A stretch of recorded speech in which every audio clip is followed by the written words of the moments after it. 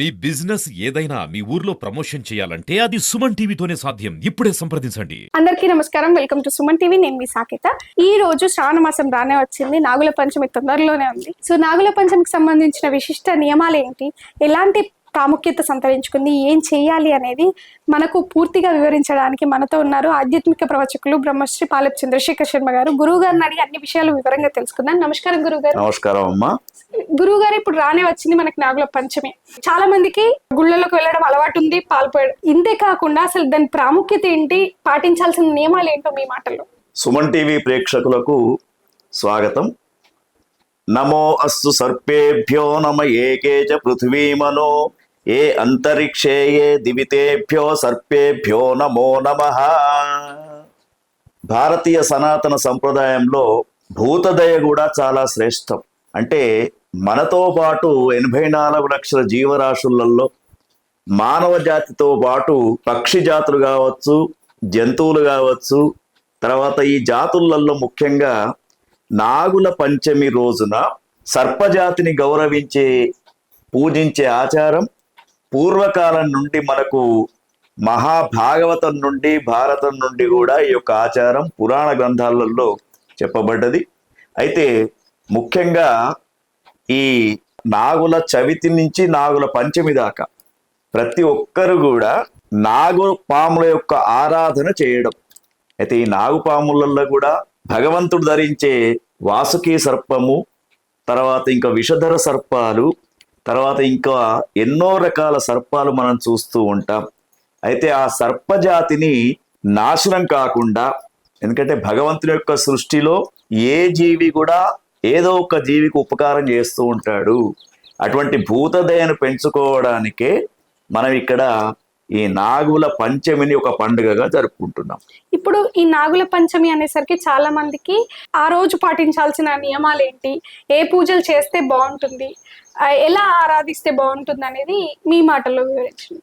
చాలా చక్కని ప్రశ్న సాకేత. ఎందుకంటే నాగుల పంచమి వచ్చిందంటే ఎక్కడ ఏ చెట్టు కింద పుట్ట ఉన్నా అక్కడికి మహిళలు చక్కని నూతన వస్త్రాలు కట్టుకొని అంగరంగ వైభోగంగా అలంకరించుకొని పుట్టలో పాలు పోయడం అనేది మన పూర్వం నుంచి వస్తున్నటువంటి ఆచారం.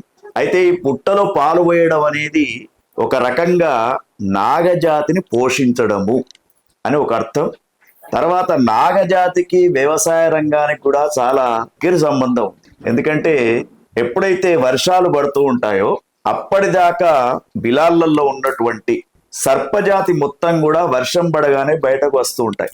వర్షం పడగానే బయటకు రాగానే ముఖ్యంగా మనము పంటను నాశనం చేసే, విత్తనాలను నాశనం చేసే ఎలుక జాతి ఉంది.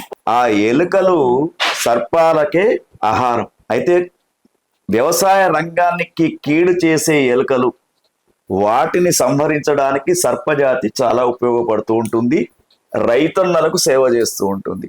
తర్వాత ఎప్పుడైతే మనం వర్షాలు పడుతూ ఉంటాయో ఆ వ్యవసాయ భూమిలో విత్తనాలు నాటడం కావచ్చు, మొలకలు పెట్టడం కావచ్చు చేసినప్పుడు సర్పజాతి మానవ జాతిని ఏమి చేయకుండా రక్షించడానికి ఈ యొక్క సర్పజాతికి పూజ చేయాలని పూర్వం నుంచి వస్తున్నటువంటి ఒక ఆచారం. కాబట్టి ఆ సర్పజాతులు ఏవైతే ఉంటాయో ఎలుకల బాధ నివారణకు చాలా ఉపయోగపడే జాతి. మీరు ఇందాక అన్నారు కదా, ఎటువంటి దోషం కాకుండా క్రిమికీటకాలు అంటే అది కూడా మనిషికి ఏదో రకంగా ఉపకారం చేయాలన్న మీ మాట, ఈ వాస్తవం నిజంగా చాలా మందికి తెలియదు. ఎందుకు అసలు సర్పాలను పూజించాలి, కారణం అంటే అవి కూడా మనకు మంచి చేస్తాయి తెలియకుండా. సో ఆ రోజు పొద్దున మహిళలు కానీ ఇంట్లో ఉండే పురుషులు కానీ ఎలాంటి నిష్టలు నియమాలు పాటించాలి, ఏ పూజ చేయాలి? ఆర్యులు నాగజాతి వాళ్ళని రెండు రకాలు. ఆర్యులు అంటే మనం, నాగజాతి తెలుసు మనకు. అనేక పురాణ గ్రంథాలలో ముఖ్యంగా భాగవత గ్రంథం తీసుకున్నప్పుడు పరీక్షిత్ మహారాజు చేసినటువంటి నేరానికి తక్షకుడు అనే ఒక సర్పం కాటు వేస్తాడు.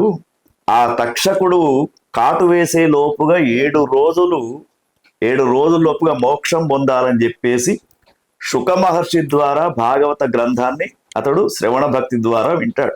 విన్నప్పుడు ఈ యొక్క పరీక్షిత్ మహారాజ్ తర్వాత పరీక్షిత్ యొక్క కొడుకు జనమేజయుడు. ఆ జనమేజయుడు ఏం చేశాడు, తన యొక్క తండ్రి ఆ తండ్రిని సర్పకాటుతోటి చనిపోయినాడని చెప్పేసి ఆ కోపంతో సర్పజాతిని మొత్తాన్ని కూడా అంతం చేయాలని ఒక సర్ప యజ్ఞాన్ని తలపెడతాడు. చిన్న చిన్న మూల నుంచి పెద్ద సర్పాల దాకా తీసుకువచ్చి యజ్ఞంలో వేస్తూ ఉంటారు, ఆహుతి వేస్తూ ఉంటారు. అప్పుడు సర్పజాతికి సంబంధించినటువంటి ఎవరైతే ఉంటారో వాళ్ళంతా వెళ్ళి భగవంతునికి మొరబెట్టుకుంటారు. మొరబెట్టుకున్న తర్వాత భగవంతుడు ఒక ఉపాయం చెప్తాడు. పరమాత్మ ఆస్తిక మహాముని అనే ఒక ఋషి ఉన్నాడు, అతని దగ్గరికి వెళ్ళండి మీరు, అతడు మీకు చక్కని ఉపాయం చెప్తాడు, అతడు మీ వైపున వచ్చి ఆ యొక్క జనమేజయంతోటి మాట్లాడతాడు అని చెప్పగానే వెంటనే ఆస్తిక మహాముని దగ్గరికి వెళ్ళి సాష్టాంగ ప్రణామాలు చేసి సర్పజాతి వాళ్ళంతా కలిసి ఆస్తిక మహాముని యొక్క ఉపదేశాలను విని సర్పజాతికి ఆర్యజాతికి మధ్య ఒప్పందం చేసి ఏదైతే సర్పజాతి ఆవిర్భవించినటువంటి రోజైతే ఏదైతే ఉందో ఈ నాగుల పంచమి రోజున సర్పజాతికి పూజ చెయ్యాలి అని చెప్పేస్తూ ఆ ఏదైతే సర్ప యజ్ఞం ఉందో దాన్ని మాన్పించేశాడు ఆస్తిక మహాముని. కాబట్టి ఈ విధంగా సర్పజాతిని గౌరవించే ఆచారం పురాణ గ్రంథాలు తెలుపుతున్నాయి.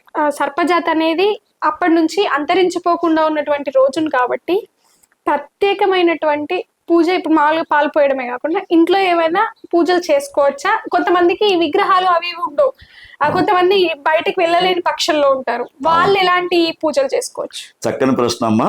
ఎందుకంటే ప్రస్తుతం ఉన్నటువంటి కలియుగంలో ఉన్నటువంటి జాతకాలలో జ్యోతిష్ శాస్త్ర ప్రకారం చూసినప్పుడు 2 దోషాలు ఎక్కువ కనబడుతున్నాయి. ప్రతి వారి జాతకంలో రాహుకేతువుల మధ్య ఏవైతే కొన్ని గ్రహాలు బంధించబడి ఉంటాయో వాటికి సర్పదోషం, కాలసర్పదోషం అని చెప్పేసి చెప్తూ ఉంటారు. తర్వాత పితృదోషం అని ఇంకొకటి ఉంటుంది. ఈ 2 దోషాలు ఉన్నటువంటి వాళ్ళు, ముఖ్యంగా సంతానం లేనటువంటి వాళ్ళు తప్పకుండా ఈ నాగుల పంచమి రోజున నాగజాతికి సంబంధించినటువంటి సర్పముల యొక్క ఆరాధన తప్పకుండా చెయ్యాలి. చేస్తే వాళ్ళకు సంతానం కావచ్చు, లేదా వాళ్ళకు ఉన్నటువంటి అనారోగ్యం, ముఖ్యంగా ఇంకొకటి ఏమిటంటే చాలా మంది పిల్లలకు ఈ చెవులకు సంబంధించినటువంటి వ్యాధులు బాగా వస్తుంటాయి. సో వాళ్ళు కూడా ఆ రోజు సర్పజాతి యొక్క పూజ చేయాలి. ఇంకోటి అమ్మ నువ్వు అడిగినటువంటి ప్రశ్న, ఉదయం పూట చక్కగా, ఎందుకంటే 6 గంటల లోపుగానే ఆ రోజు మనకు ఇప్పుడు 9వ తారీఖు నాగుల పంచమి వస్తున్నది. ఈ 9వ తారీఖు నాడే మొదటి శుక్రవారం, శ్రావణ మాసంలో మొదటి శుక్రవారం వస్తూ ఉంది. ఆ రోజున ఉదయం సుమారుగా 5 గంటల నుంచి సూర్యుని యొక్క వేడి రాకముందు, ఎందుకంటే వర్షాకాలం సూర్యుడు ఎప్పుడు వస్తాడో ఎప్పుడు పోతాడో తెలియదు కాబట్టి సూర్యుని యొక్క వేడి రాకముందే బిలాలలో ఉన్నటువంటి పుట్టలలో ఉన్నటువంటి నాగజాతికి చక్కగా వెళ్ళి, ఇంకో సూచన ఏమిటంటే కవర్లలో ఉన్నటువంటి పాలు మాత్రం పోయకండి, కేవలము ఆవు పాలను తీసుకొని చక్కగా వెళ్ళి ఆ నాగుల పుట్టకు పూజ చేసుకొని ఆ పాలు దాంట్లో పోసి అక్కడే కవర్లు కూడా పడవేయద్దు, ఎందుకంటే మనం ప్రకృతి వాతావరణాన్ని కూడా కాపాడాలి కాబట్టి అక్కడ చేసేసి చక్కగా మరి పూజాది కార్యక్రమాలు చేసుకొని అక్కడ సమయం దొరకదు కాబట్టి ఇంటికి వచ్చిన తర్వాత నాగ సర్పజాతి యొక్క అష్టోత్తర నామావళి కానీ, లేక సర్పజాతికి మూల పురుషుడైనటువంటి విష్ణు భగవానుడు కావచ్చు, శివుడు కావచ్చు, వీళ్ళిద్దరి యొక్క అష్టోత్తర నామాన్ని చదువుకొని ఆ రోజు ఒక పూటనే భోజనం చేసి చక్కగా తర్వాత ఒక పూట ఉపవాసం ఉండేసి, ముఖ్యంగా నాగజాతికి సువాసన కూడుకున్నటువంటి పుష్పాలు, సువాసనతో కూడుకున్నటువంటి గంధాలు, ఇటువంటి అన్ని కూడా చక్కగా ఆ బిల్వంలో పుట్టలో సమర్పించి తర్వాత నాగజాతి తీసుకునే నైవేద్యం ఏమిటంటే కేవలం పాయసం, పాలతో కూడుకున్నటువంటి వస్తువులు నాగజాతి తీసుకుంటుంది. పాలంటే చాలా ప్రియం నాగజాతికి కాబట్టి పాలు పెట్టడం కానీ, పాలతో చేసినటువంటి పాయసం కానివ్వండి, కొన్ని ప్రాంతాలలో ఈ యొక్క జొన్న ప్యాలాలు కూడా పెడుతూ ఉంటారు. అటువంటివి సర్పజాతికి చాలా ఇష్టం. ఎవరైతే సర్పజాతికి చక్కని పూజ చేస్తారో వాళ్ళ సంతానం కానివ్వండి, వాళ్ళ ఆరోగ్యం కానివ్వండి, ఇదంతా కూడా బాగా ఉంటుంది. నాగజాతిని పూజించడం భారతీయ సనాతన సంప్రదాయంలో చక్కని ఆచారం. ఇప్పుడు మీరు అన్న సందర్భం కాబట్టి పుట్ట మీద పేలాలు తినాలి ఈ ఒక అంటే ఆ చెవులు కళ్ళు కడుగుతారు, అలాంటి ఒక సాంప్రదాయం కూడా మన దగ్గర ఉంది కదా. అయితే ఒకటి పుట్టిన సమయాన్ని బట్టి జాతకాలను బట్టి మనకు కొంతమందికి సర్ప దోషం అనేది వస్తూ ఉంటుంది కాబట్టి అక్కడ నైవేద్యంగా పెట్టినటువంటి పేలాలు తీసుకోవడం, లేదా అక్కడ సర్పం దగ్గర అంటే సర్పాలు వచ్చి డైరెక్ట్ గా ముట్టవు, ఎందుకంటే మన భావనతోటి అక్కడ చేస్తూ ఉంటాం. లెక్క ప్రకారంగా సర్పజాతి సూర్య కిరణాలు పడగానే అవి విహారంకు వెళ్తూ ఉంటాయి, ఓ అవి దాంట్లోనే పుట్టలలో ఉండవు. ఓకే. కానీ మనం ఒక భావనతోటే చేస్తున్నాం కాబట్టి దాంట్లో నిజమైన సర్పం ఉంటే ఇంతమంది పాలు పోస్తే ఆ సర్పం ఆగదు అక్కడ. అవును. కాబట్టి ఒక భావనతోటి భక్తి భావం. తర్వాత ఇంకొకటి, ఒకవేళ పుట్టల దగ్గరికి వెళ్ళినటువంటి వాళ్ళు అవును. ఇంతకు ముందు అడిగారు అవును. ఏంటంటే ఒక వెండి సర్పాన్ని, ఓకే. కాలసర్ప దోషం ఉన్నటువంటి వ్యక్తులు ఆ, ఒక వెండి సర్పాన్ని పాలతో పంచామృతాలతో అభిషేకం చేసి అది ఏదైనా ఒక బ్రాహ్మణుడికి ఒక తెల్ల వస్త్రము, ఆ. బియ్యము, వెండి నాగుపామును దానం చేస్తే కాలసర్ప దోషం పోతూ ఉంటుంది. ఇప్పుడు వెండి నాగపాము అని అన్నారు కదా, దాన్ని ఏదైనా మోతాదు ఉంటుందా? ఇంతే హైట్ లో ఉండాలి, ఇంతే ప్రమాణిక? సుమారుగా ఇంటి యజమాని యొక్క బొటన వేలు ప్రమాణం దాటకూడదు. యజమాని యొక్క బొటన వేలు ఇంటి యజమాని యొక్క బొటన వేలు ప్రమాణం దాటి ఏ విగ్రహం పెట్టుకోకూడదు ఇంట్లో. ఓకే. కాబట్టి ఇంతే, ఈ సైజు ప్రకారంగా బొటన వేలు కంటే హైట్ లేకుండా ఇప్పుడు పెట్టుకోవాలి. ఆ పంచామృతాలతోటి అభిషేకం చేసిన తర్వాత దాన్ని తీర్థంగా స్వీకరించవచ్చా? స్వీకరించవచ్చు చక్కగా.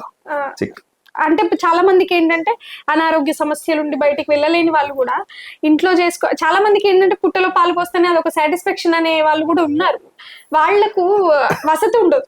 అయితే ఒకటి అమ్మా, ప్రకృతిని గౌరవించే ఆచారం మనకు ఉంది కాబట్టి అవును. యాదేవి సర్వభూతేషు ప్రకృతి రూపేణ సంస్థిత నమస్తస్యై నమస్తస్యై నమస్తస్యై నమో నమః. ప్రకృతి ఒడిలోకి వెళ్ళి సర్పజాతిని పూజించడం మన పూర్వీకులు నేర్పినటువంటి ఒక విషయం. కానీ కొంచెం ఆరోగ్య పరిస్థితులు సహకరించడం వల్ల ఇలా కూడా లేనటువంటి వాళ్ళు చేసుకోవచ్చు. ఇంత చక్కగా చేసుకొని ఆ తీర్థాన్ని స్వీకరించవచ్చు. నాగుల పంచమికి సంబంధించినటువంటి చాలా ఎక్కడా దొరకని పాతకాలంలో ఉన్నటువంటి పురాణాల ప్రకారమే కానివ్వండి, ప్రకృతి ప్రకారమే కానివ్వండి, అలాగే లాస్ట్ కి పర్యావరణాన్ని కాపాడే దిశగా కూడా చాలా మంచి ఇన్ఫర్మేషన్ చెప్పారు గురువు గారు. Thank you so much. Thank you. ఓం తత్సత్. నమస్కారం. చూసారు కదా ఈ రోజు నాగుల పంచమి వీడియో. మరొక పండుగ సంబంధించినటువంటి నియమాలతోటి మరో వీడియోలో మళ్ళీ కలుద్దాం. Thank you.